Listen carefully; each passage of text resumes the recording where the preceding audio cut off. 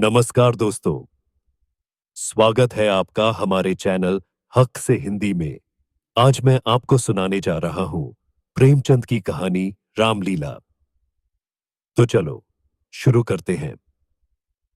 इधर एक मुद्दत से रामलीला देखने नहीं गया। बंदरों के भद्दे चेहरे लगाए, आधी टांगों का पजामा और काले रंग का ऊंचा कुर्ता पहने आदमियों को दौड़ते हू हू करते देखकर अब हंसी आती है, मजा नहीं आता। काशी की रामलीला जगत विख्यात है। सुना है लोग दूर दूर से देखने आते हैं। मैं भी बड़े शौक से गया, पर मुझे तो वहां की लीला और किसी वज्र देहात की लीला में कोई अंतर न दिखाई दिया। हाँ, रामनगर की लीला में कुछ साज सामान अच्छे हैं। राक्षसों और बंदरों के चेहरे पीतल के हैं, गदाएं भी पीतल की हैं। कदाचित वनवासी भ्राताओं के मुकुट सच्चे काम के हों, लेकिन साज सामान के सिवा वहां भी वही हूहू के सिवा और कुछ नहीं। फिर भी लाखों आदमियों की भीड़ लगी रहती है। लेकिन एक जमाना वह था जब मुझे भी रामलीला में आनंद आता था। आनंद तो बहुत हल्का सा शब्द है। वह आनंद उन्माद से कम न था।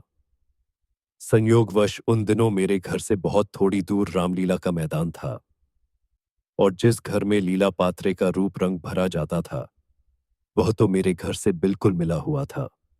2 बजे दिन से पात्रे की सजावट होने लगती थी।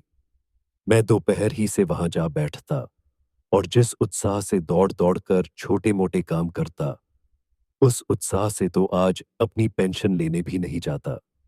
एक कोठरी में राजकुमारों का श्रृंगार होता था। उनकी देह में रामरच पीस कर पोती जाती, मुंह पर पाउडर लगाया जाता और पाउडर के ऊपर लाल, हरे, नीले रंग की बुंदकियां लगाई जाती थीं। सारा माथा, भौहें, गाल थोड़ी बुंदकियों से रच उठती थीं। एक ही आदमी इस काम में कुशल था। वही बारी बारी से तीनों पात्रे का श्रृंगार करता था। रंग की प्यालियों में पानी लाना, रामरच पीसना, पंखा झलना मेरा काम था। जब इन तैयारियों के बाद विमान निकलता तो उस पर रामचंद्र जी के पीछे बैठकर मुझे जो उल्लास, जो गर्व, जो रोमांच होता था, अब वह लाट साहब के दरबार में कुर्सी पर बैठकर भी नहीं होता। एक बार होम मेंबर साहब ने व्यवस्थापक सभा में मेरे एक प्रस्ताव का अनुमोदन किया था। उस वक्त मुझे कुछ उसी तरह का उल्लास, गर्व और रोमांच हुआ था। हाँ, एक बार जब मेरा ज्येष्ठ पुत्र नायब तहसीलदारी में नामजद हुआ, तब भी ऐसी ही तरंगे मन में उठी थीं, पर इनमें और उस बाल विह्वलता में बड़ा अंतर है। तब ऐसा मालूम होता था कि मैं स्वर्ग में बैठा हूं। निषाद नौका लीला का दिन था। मैं 2-4 लड़कों के बहकाने में आकर गुल्ली डंडा खेलने गया था। आज श्रृंगार देखने न गया। विमान भी निकला, पर मैंने खेलना न छोड़ा। मुझे अपना दांव लेना था। अपना दांव छोड़ने के लिए उससे कहीं बढ़कर आत्मत्याग की जरूरत थी, जितना मैं कर सकता था। अगर दांव देना होता तो मैं कब का भाग खड़ा होता, लेकिन पदाने में कुछ और ही बात होती है। खैर, दांव पूरा हुआ। अगर मैं चाहता तो धांधली करके 10-5 मिनट और पदा सकता था। इसकी काफी गुंजाइश थी, लेकिन अब इसका मौका न था। मैं सीधे नाले की तरफ दौड़ा। विमान जल तट पर पहुंच चुका था। मैंने दूर से देखा, मल्लाह किश्ती लिए आ रहा है। दौड़ा, लेकिन आदमियों की भीड़ में दौड़ना कठिन था। आखिर जब मैं भीड़ हटाता, प्राणपण से आगे बढ़ता घाट पर पहुंचा, तो निषाद अपनी नौका खोल चुका था। रामचंद्र पर मेरी कितनी श्रद्धा थी। अपने पाठ की चिंता न करके उन्हें पढ़ा दिया करता था, जिससे वह फेल न हो जाए। मुझसे उम्र ज्यादा होने पर भी वह नीची कक्षा में पढ़ते थे, लेकिन वही रामचंद्र नौका पर बैठे इस तरह मुंह फेरे चले जाते थे, मानो मुझसे जान पहचान ही नहीं।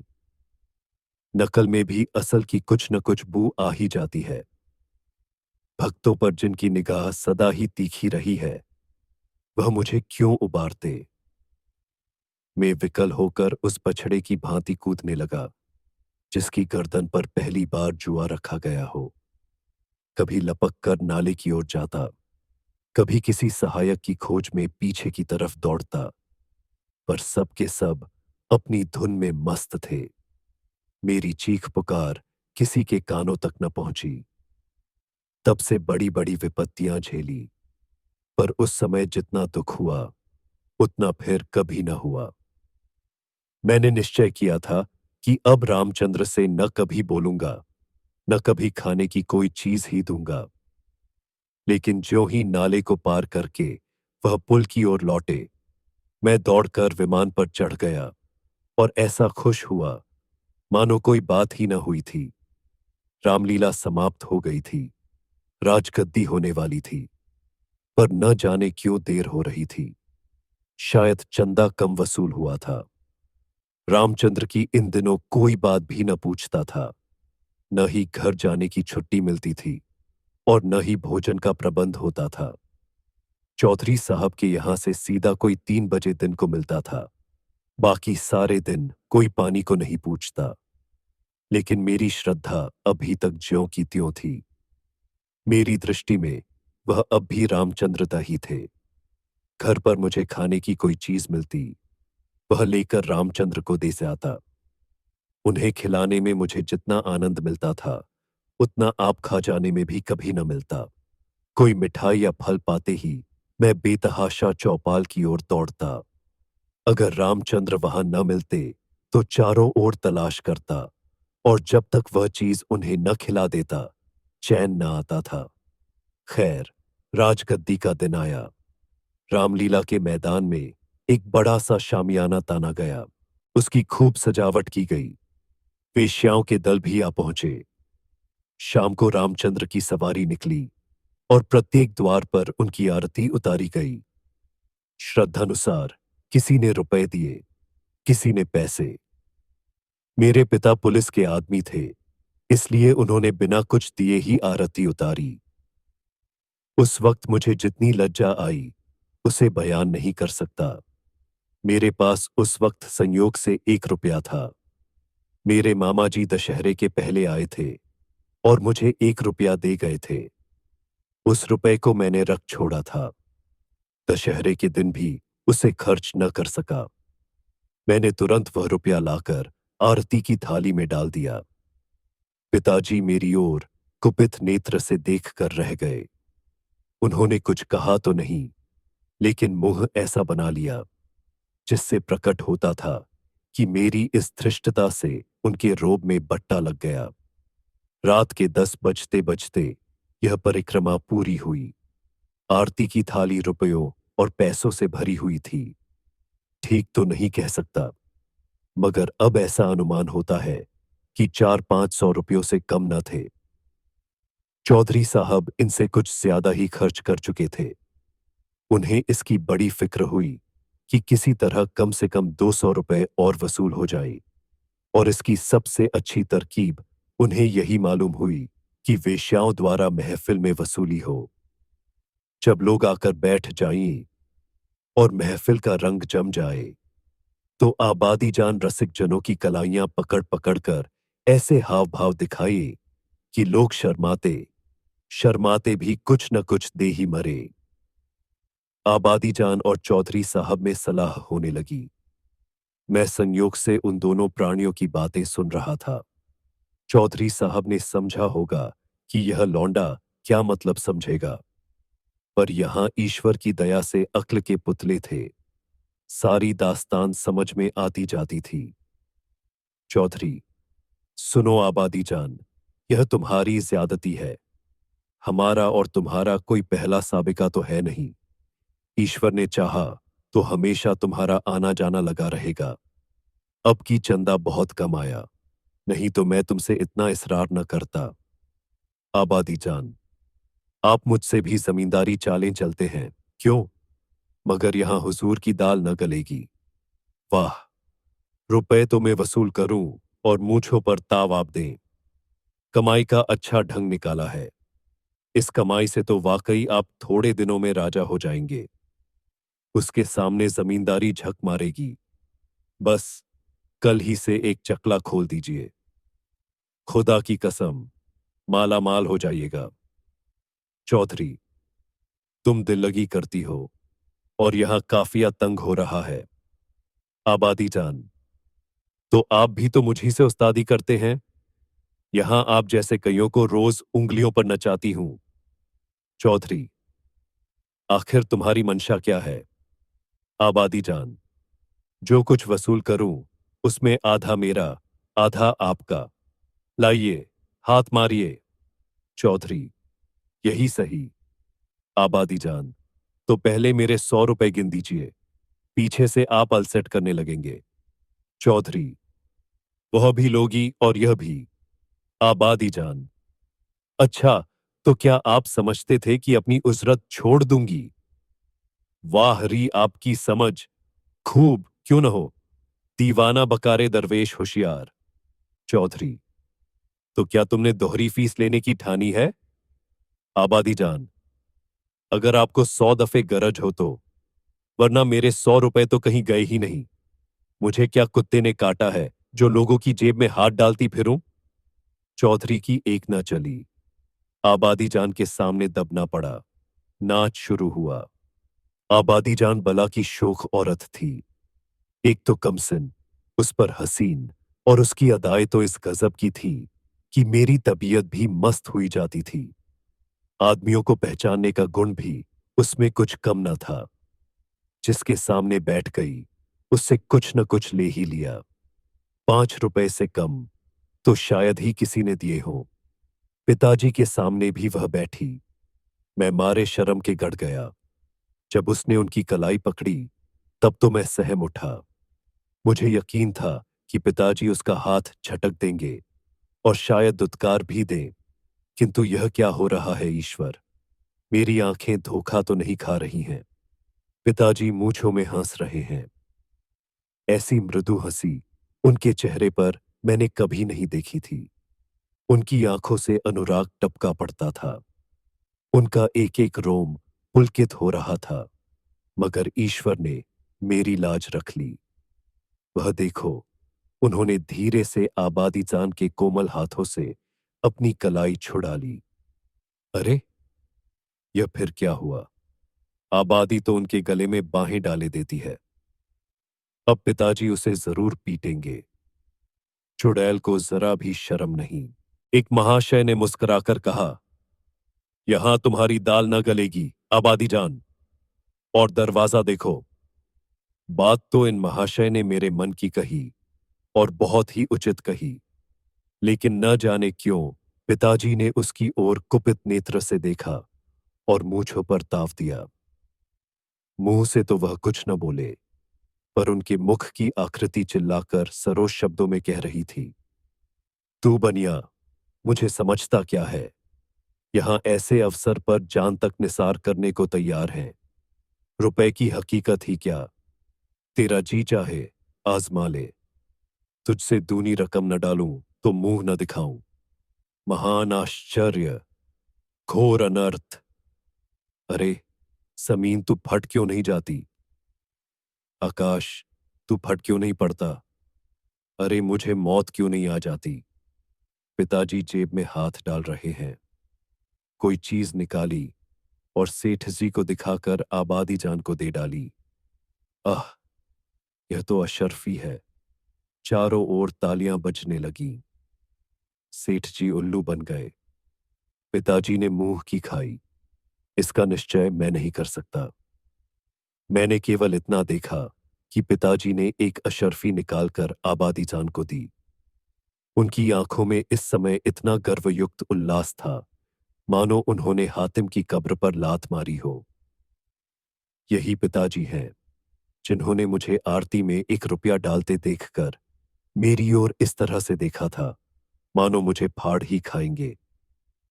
मेरे उस परमोचित व्यवहार से उनके रोब में फर्क आता था और इस समय इस घृणित, कुत्सित और निंदित व्यापार पर गर्व और आनंद से फूले न समाते थे। आबादी जान ने एक मनोहर मुस्कान के साथ पिताजी को सलाम किया और आगे बढ़ी, मगर मुझसे वहां न बैठा गया। मारे शर्म के मेरा मस्तक झुका जाता था। अगर मेरी आंखों देखी बात न होती तो मुझे इस पर कभी एतबार न होता। मैं बाहर जो कुछ देखता सुनता था उसकी रिपोर्ट अम्मा से जरूर करता था, पर इस मामले को मैंने उनसे छिपा रखा। मैं जानता था उन्हें यह बात सुनकर बड़ा दुख होगा। रात भर गाना होता रहा। तबले की धमक मेरे कानों में आ रही थी। जी चाहता था चलकर देखें, पर साहस न था। मैं किसी को मुंह कैसे दिखाऊंगा? कहीं किसी ने पिताजी का जिक्र छेड़ दिया तो मैं क्या करूंगा? प्रातःकाल रामचंद्र की विदाई होने वाली थी। मैं चारपाई से उठते ही आंखें मलता हुआ चौपाल की ओर भागा। डर रहा था कि कहीं रामचंद्र चले न गए हों। पहुंचा तो देखा तवायफों की सवारियां जाने को तैयार हैं। 20 आदमी हसरत नाक मुंह बनाए उन्हें घेरे खड़े हैं। मैंने उनकी ओर आंख तक न उठाई, सीधा रामचंद्र के पास पहुंचा। लक्ष्मण और सीता बैठे रो रहे थे और रामचंद्र खड़े कांधे पर लुटिया डोर डाले उन्हें समझा रहे थे। मेरे सिवा वहां और कोई न था। मैंने कुंठित स्वर में रामचंद्र से पूछा, क्या तुम्हारी विदाई हो गई? रामचंद्र, हाँ, हो तो गई। हमारी विदाई ही क्या, चौधरी साहब ने कह दिया, जाओ चले जाते हैं। क्या रुपया और कपड़े नहीं मिले? अभी नहीं मिले। चौधरी साहब कहते हैं इस वक्त बचत में रुपए नहीं हैं, फिर आकर ले जाना। कुछ नहीं मिला, एक पैसा भी नहीं। कहते हैं कुछ बचत नहीं हुई। मैंने सोचा था कि कुछ रुपए मिल जाएंगे तो पढ़ने की किताबें ले लूंगा, सो कुछ न मिला। रहा खर्च भी नहीं दिया। कहते हैं कौन दूर है, पैदल चले जाओ। मुझे ऐसा क्रोध आया कि चलकर चौधरी को खूब आड़े हाथों ले। वेश्याओं के लिए रुपए, सवारियां, सब कुछ, पर बेचारे रामचंद्र और उनके साथियों के लिए कुछ भी नहीं। जिन लोगों ने रात को आबादी जान पर 10-10, 20-20 रुपए न्योछावर किए थे, उनके पास क्या इनके लिए 2-2, 4-4 आने पैसे भी नहीं।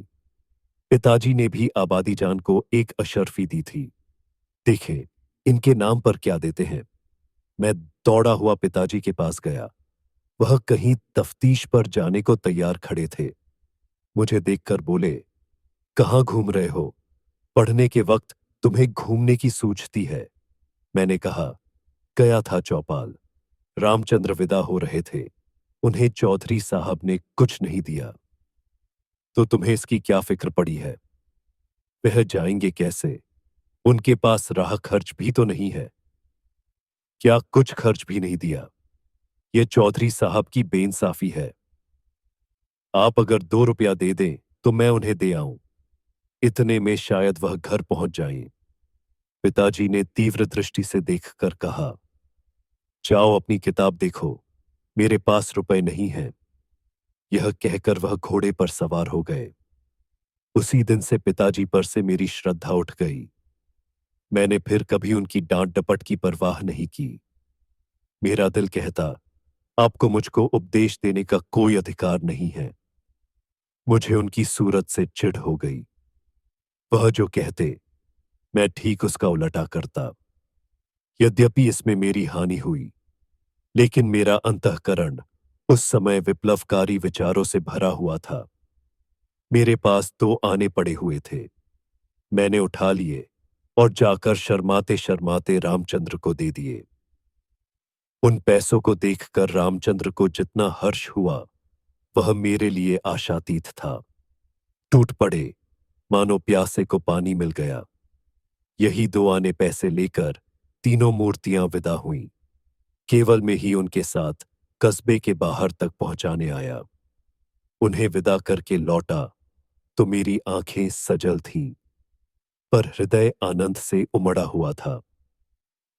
हमारी इस कहानी को सुनने के लिए धन्यवाद। अगर आपको यह कहानी पसंद आई हो तो वीडियो को लाइक और शेयर करें, और ऐसी ही और कहानियां सुनने के लिए हमारे चैनल को सब्सक्राइब करें। अपने विचार कमेंट में जरूर बताएं। हमें आपकी प्रतिक्रिया का इंतजार रहेगा। अगली कहानी तक कहानियों की इस दुनिया में खोए रहे।